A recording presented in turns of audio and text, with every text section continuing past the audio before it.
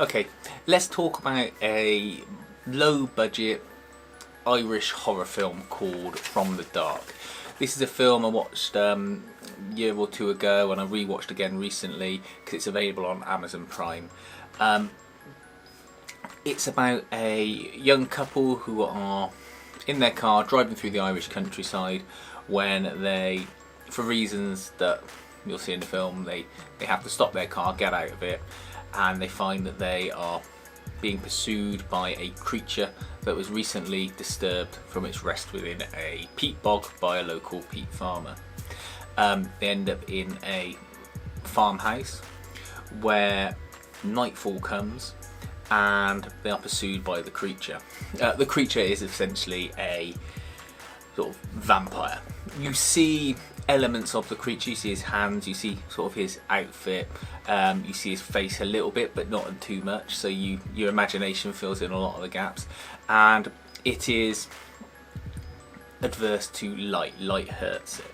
So that's your plot. These people are trapped in this property in the middle of the countryside and they've got to try and make it through till dawn and survive being attacked by this creature by using what light sources they've got. So you might think just turn on all the lights, but it's a sort of decrepit farmhouse, so whilst they've got some electric lights, the creature knows enough to smash the bulbs. They have to find candle lights, a lot of mobile phone lights being used, and the creature tries to outthink them. This is what's good about the film. It's very creative in that none of the things that people who are trapped do are really things you wouldn't necessarily do yourself if you were in a similar situation. There's no sort of stupid choices. There are, there's the odd bit to get the plot going, but there's no real sort of downright clunkers that go on in it. And it sticks to its own rules. The best thing about a horror film, whether it's low budget or high budget, is setting out the rules and sticking to them. Then the person watching can get invested.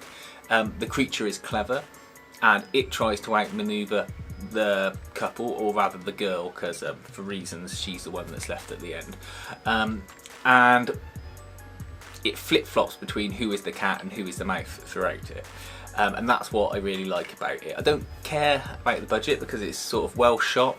It feels like it's got a sense of dread to it, and I think for me that's because when at the start they're just driving through country lanes and the countryside looks very similar to where I grew up, and it just sort of, it's a bit like with Doctor Who, where when they shoot in sort of normal English sites and locations rather than in the big city, you feel it feels more sinister because you think, well, hang on a minute, bad things like this don't happen in my bit of the country. They happen in America, they happen in London, or they happen in a big city environment. They don't happen in rural country lanes, and it just sort of makes it all that much more sort of concerning somehow.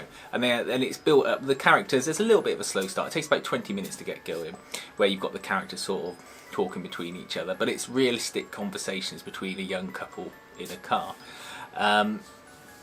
and you find yourself rooting for the person and wondering, well, why don't they just stay there by the light and then something happens and they have to move or the light goes out.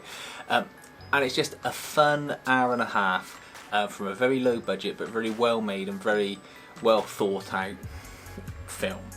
If you like horror films and you're happy not to have a big movie star in it or big splashy special effects, and you want to check out something that maybe you might have missed, then From the Dark is really worth finding on Amazon Prime to just pop on one evening or sort of a rainy afternoon now the weather's drawing in, and just enjoy it.